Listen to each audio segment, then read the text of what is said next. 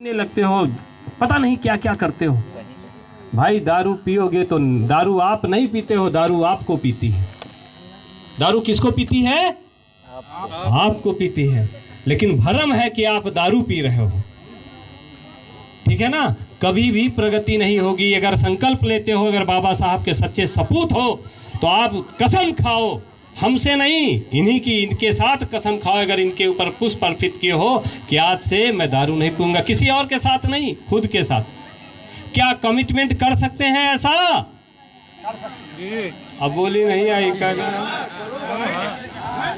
अब बोली नहीं आई। अब आपको मैं एक कहानी सुनाता हूँ, एक कहानी सुनाता हूँ, ध्यान दीजिएगा थोड़ा सा। एक बार की बात है, 4 शराबी लोग थे।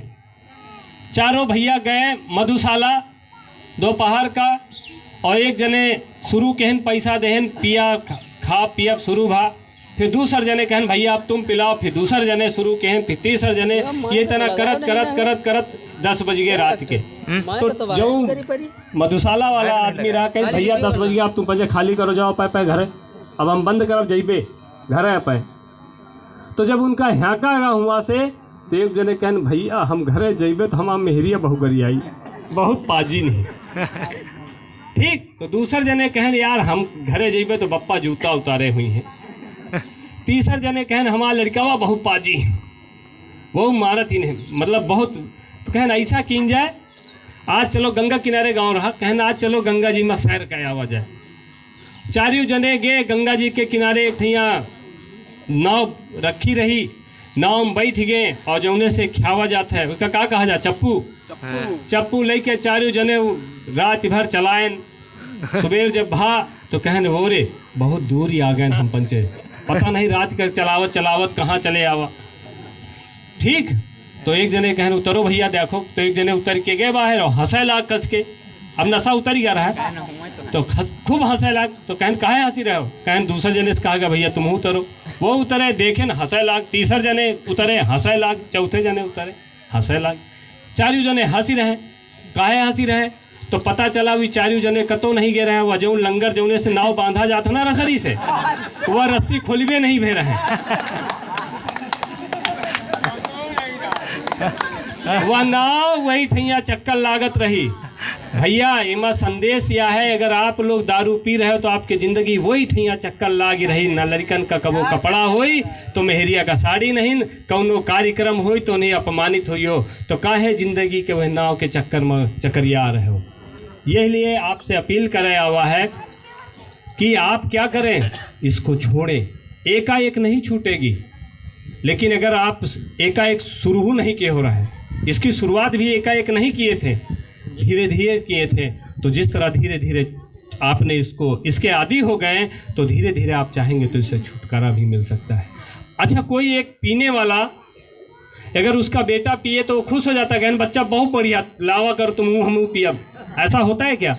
नहीं होता। तो जब नहीं होता है तो फिर आप क्यों उसका सहयोग करते हैं? तो दूसरा बहुत ज़रूरी काम है व्यसन मुक्ति, ये बहुत ज़्यादा ज़रूरी काम है।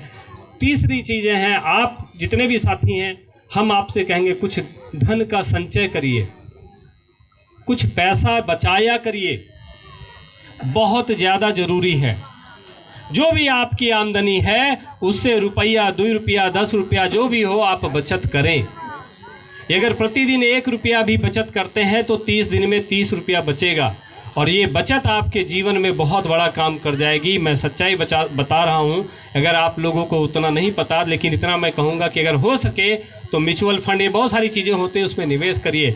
और जो भी आधुनिक समय दौर बदल रहा है, ये दौर बदल रहा है, आज डिजिटल वर्ल्ड हो रहा है, तो जो डिजिटलाइजेशन हो रहा है उसको समझिए, और उसके अनुरूप अपने आप को बदल के कोई अगर नई दिशा दशा मिलती है जिससे आपको सुधार, आपके अंदर सुधार हो सकता है, तो उसको करिए। यही मैं चाहूँगा आप सबसे।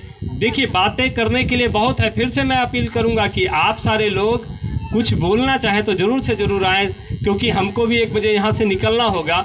हमारा एक दूसरा कार्यक्रम गुरुबख्शगंज में लगा हुआ है, तीसरा कार्यक्रम अटौरा में लगा हुआ है, रात को रायबरेली हमारा। चूँकि मैं बेसिक टीचर वेलफेयर एसोसिएशन उसका मैं जिलाध्यक्ष हूँ, और मेरा एक मुहिम है कि मैं गांव-गांव जाऊं, जहां बाबा साहब की प्रतिमा लगती है तो वहां ज़रूर जाऊं, अपने लोगों को नई सोच, नई दिशा, आप सबके ऊर्जा को हम सैल्यूट करते हैं। ये ज़्यादा ज़रूरी काम है। बुद्धिजीवी आदमी एक जगह बैठे रहेंगे तो काम नहीं चलेगा, उनको लगातार जाना पड़ेगा, लगातार लोगों से मिलना पड़ेगा। झूठ कम बोलिएगा, ईमानदारी से काम